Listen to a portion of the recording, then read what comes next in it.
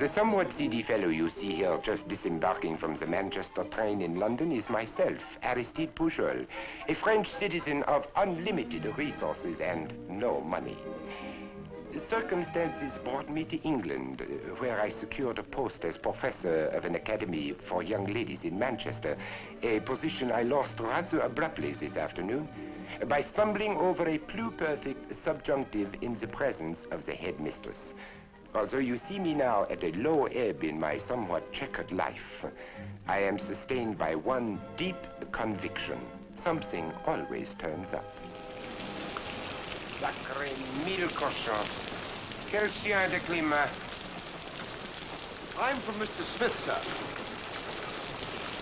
Well, I'm delighted to hear it, my friend. You are the French gentleman from Manchester. I believe I heard you... Yes, I am indeed. Will you come this way, sir? Mr. Smith has sent his motor car for you. He has? Well, that's very kind of Mr. Smith. This way.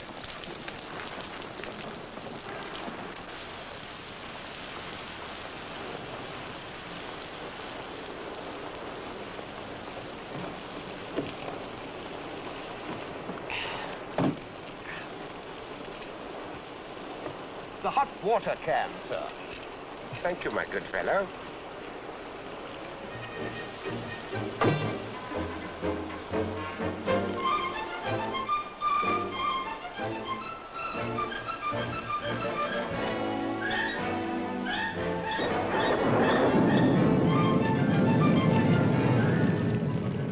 Mr. Smith isn't back yet from the city, sir, but Miss Christabel is expecting you in the drawing room. Miss Christabel, huh? Un moment. My boutonnier. Merci.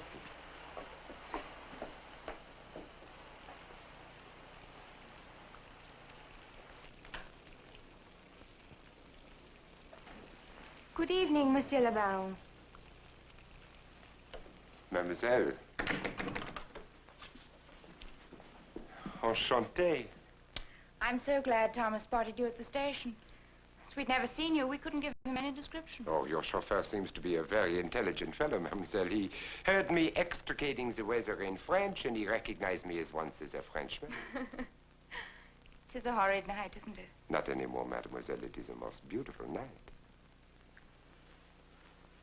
Well, Father will be here soon. Shall we sit down? Thank you. But first, would you deign to accept this English rose as a token of my respectful admiration and homage for a lovely English rose? Really, Monsieur le Baron? You know, an Englishman would never have thought of that. Oh, I'm sure he would, mademoiselle, but he would not have had the cheek to do it.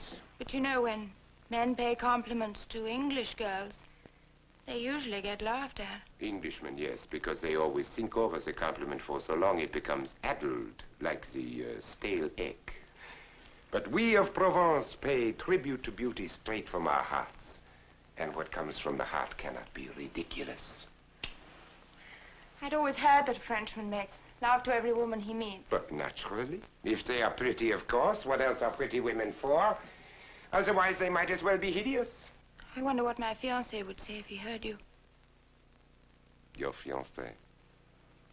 There's his photograph on the table. The Honorable Percy Ralston, MP. Member of Parliament? He takes his parliamentary duties very seriously. Yes, I'm sure that he does. He was to have dined with us tonight, but at the last minute a late meeting was called and he had to attend. But anyway, he's coming over later, and I'm sure you'll get on famously. People with a common interest in art always do, don't you think? Oh, yes, of course, yes. That was how Father and Percy first became acquainted.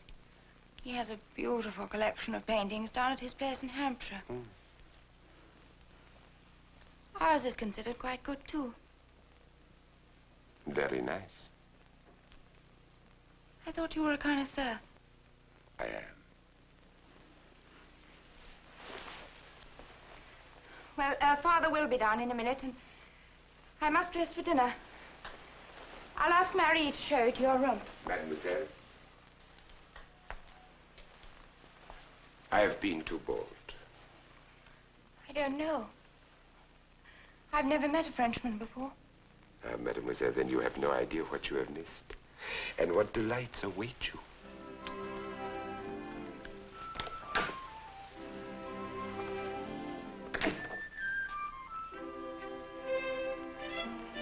Your room, sir. Merci.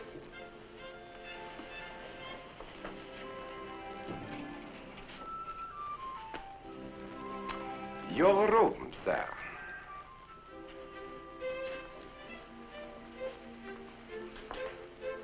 Monsieur le Baron.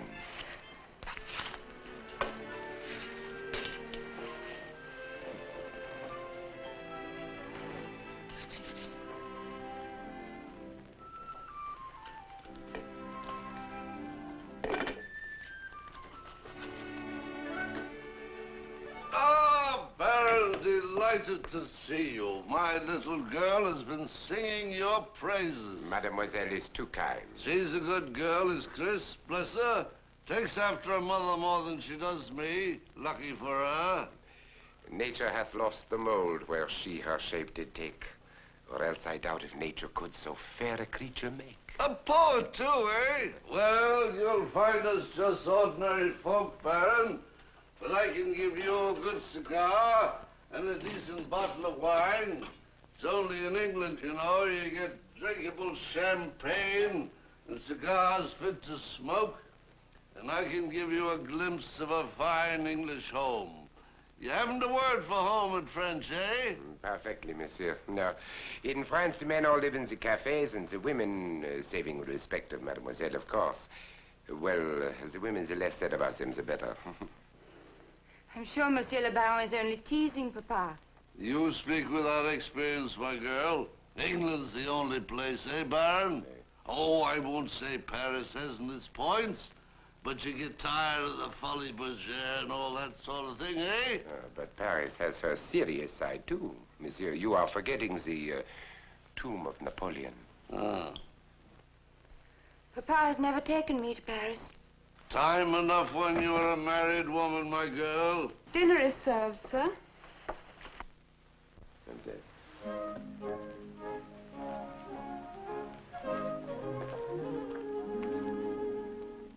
There is nothing more gratifying than to pass for a fool in the eyes of an idiot. That reminds me. How's our dear old friend Jules Dancourt? Jules. Oh, Jules, très bien. But he suffers terribly at times from the gout. So do I, confound it. Ah, he speaks of you often, mon ami. Tears in his eyes. Men cry in France, my dear. They also kiss each other on the cheek, eh? Ah, but when they kiss the ladies, mademoiselle. Tell us about your chateau, Monsieur le Baron. Does it have a moat and a drawbridge and everything like a real castle? Which one do you mean, mademoiselle? I have two, you know. The one in Languedoc, where you live in seclusion. Oh. I somehow can't imagine the Baron living in seclusion anywhere. Tell us about your paintings, all your priceless pictures. Oh, yes. The paintings, it's a noble collection. Raphael, Michel-Ange, Reynolds. How magnificent. If we go to France for our honeymoon... It is yours, mademoiselle, for as long as you care to stay. I accept. Now, I know you two have much to discuss, so if you'll excuse me... Come. Now, I'll show it to you.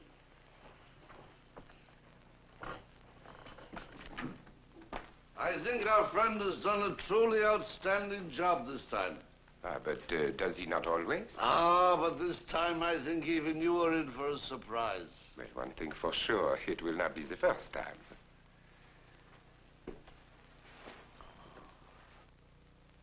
Magnifique. A genuine Corot, eh? Oh, without a doubt, monsieur. Isn't that fellow Gottschalk amazing? If anyone can tell me the difference between this and a genuine Corot, I'll eat my hat. And all for £8. £8. It's amazing. Now that you've seen it, what do you think we ought to ask for it? I suggested 3,000, but of course you're the owner, you know. You're going to miss it off the walls of that historic chateau of yours, eh? Yeah. Bless me if you didn't almost make me think that was a real place. Oh, 3,000 pounds at least, Mr. Right, right. Young Ralston thinks he knows a lot. He's got the money, he can afford it. And he'll come into millions when his old man dies. He'll be Lord Ralston. And we can palm off another masterpiece or two on him, eh? Has he seen it yet? Seen it and considers it a work of art. And he's very grateful to me, and the money is almost in the bank. Now, about your own commission. Shall we say, 400? 5. Well, I engineered the whole thing, you know. All right. I like you. You're the first Frenchman I've ever met with a sense of humor. Done. Sir? Yes? Oh, excuse me a Je moment, vous en prie. please.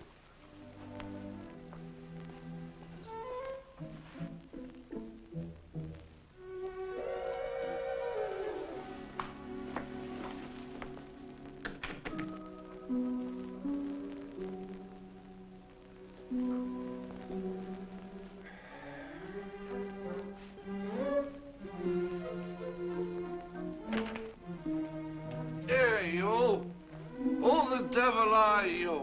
He, monsieur, is an impostor.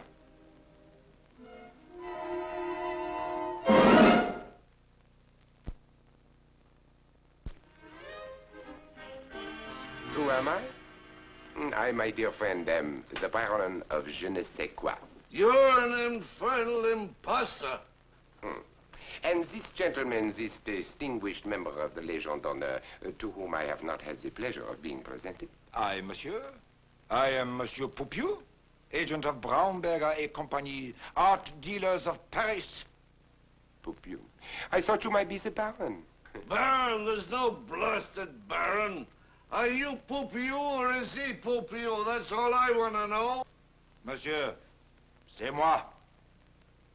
I would not have the name of Poupiou for anything in the world. Poupiou. Monsieur? No, my name is Aristide Pujol. Soldier of fortune, at your service. And how the blazes did you get here? Very simple.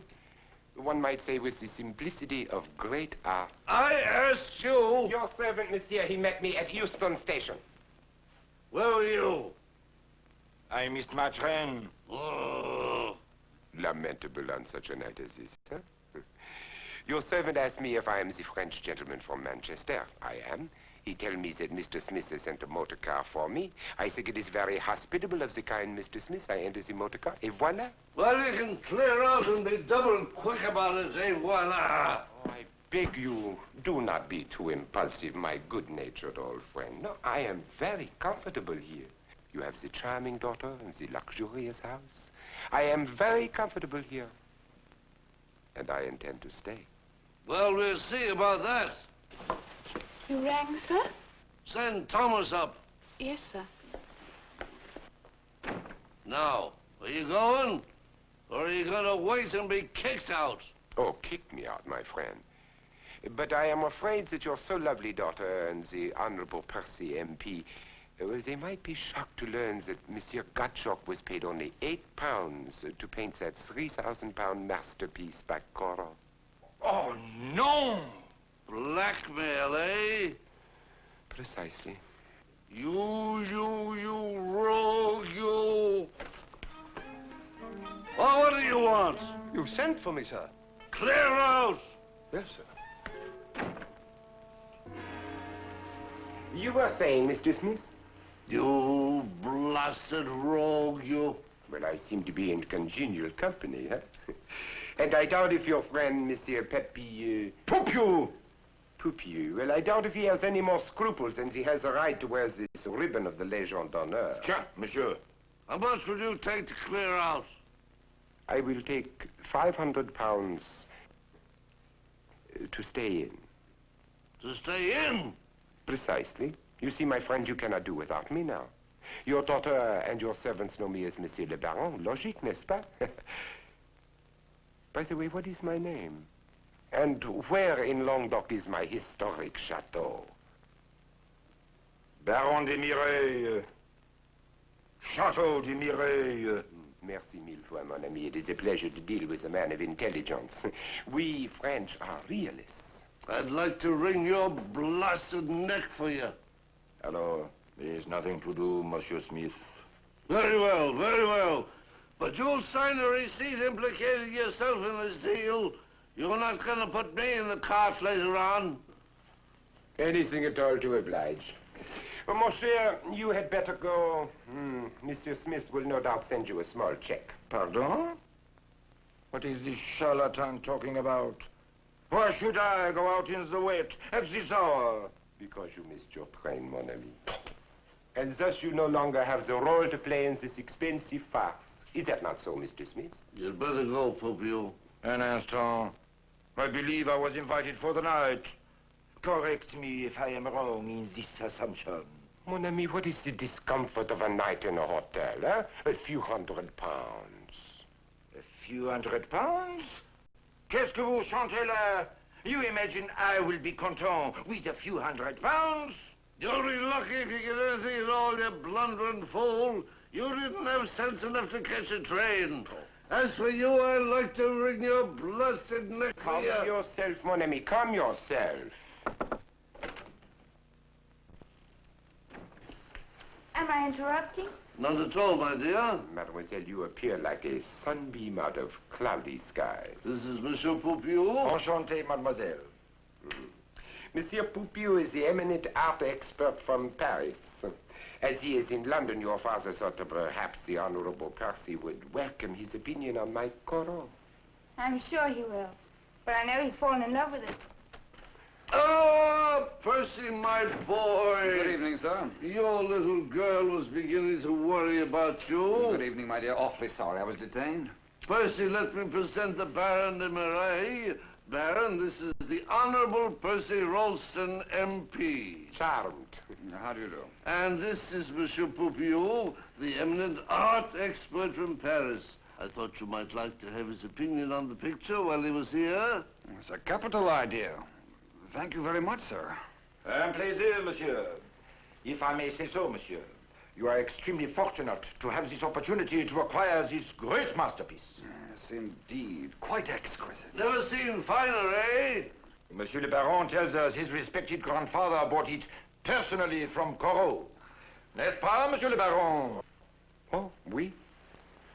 In commission. My grandfather was a patron of Corot. Observe. It is painted in the beginning of Corot's later manner, 1864. There is the mystery which, when he was an old man, became a mere trick. Zut, I should have advised Monsieur le Baron to put it up for auction at Christie's. It would fetch at least £5,000. Well, really, that's more than I should feel disposed to give. I believe you mentioned something between £3,000 and £4,000. Right, but of course I've nothing to do with this, you see. Nothing whatsoever. You wanted a Corot, and I was able to put you on to one. But as to the price, well, that's up to the Baron. Will you accept £3,000, sir?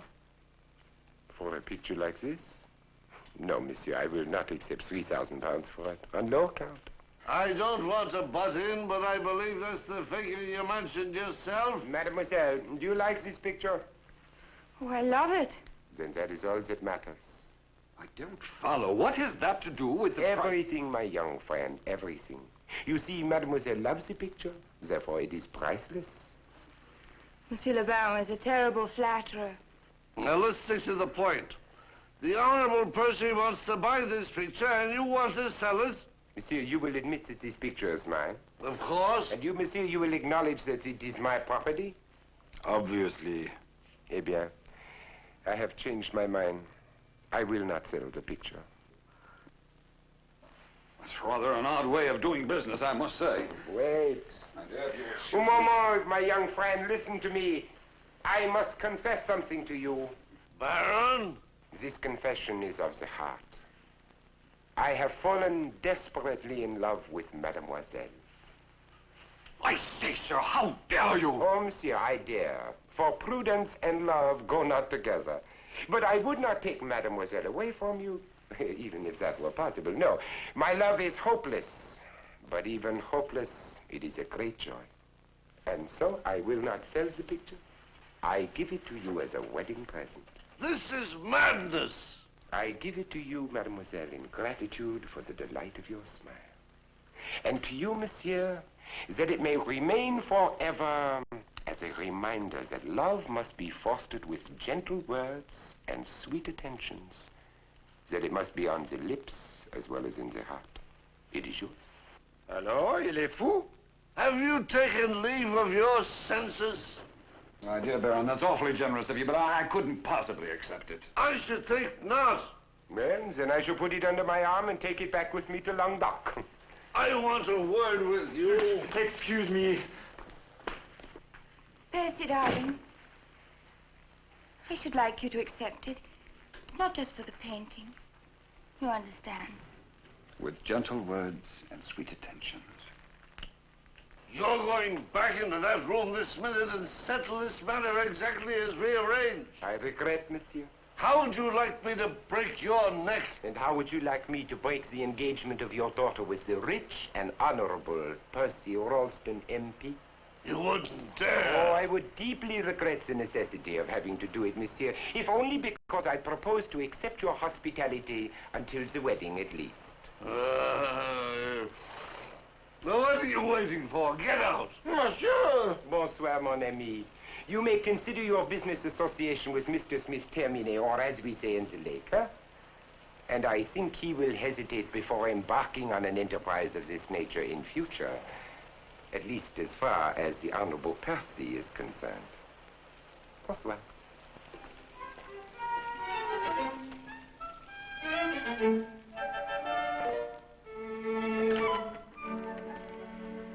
The kind Mr. Smith joins me in urging you to accept. Well, how could we possibly thank you? Monsieur, I am already well repaid. And now, let us drink a health to the betrothed. And to the kind Mr. Smith, a most generous man at heart. Joe, what a nerve.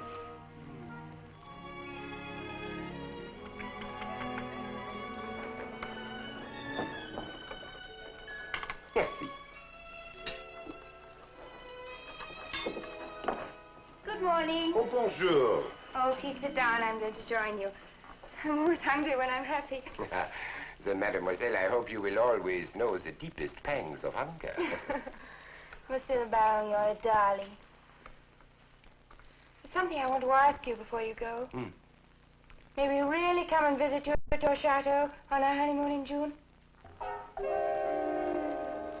Mademoiselle Christabel, I am desolate to have to tell you this, but I am the victim of the formidable disaster. This morning I received the telegram. The chateau of Mirail has burned to the ground. Oh, how dreadful. I'm so sorry. You are most kind. Everything, chateau, paintings, everything, poof. But always in life there is a compensation. I am staying here until your wedding. You are? You are. And who knows, I may still be here when you return from your honeymoon.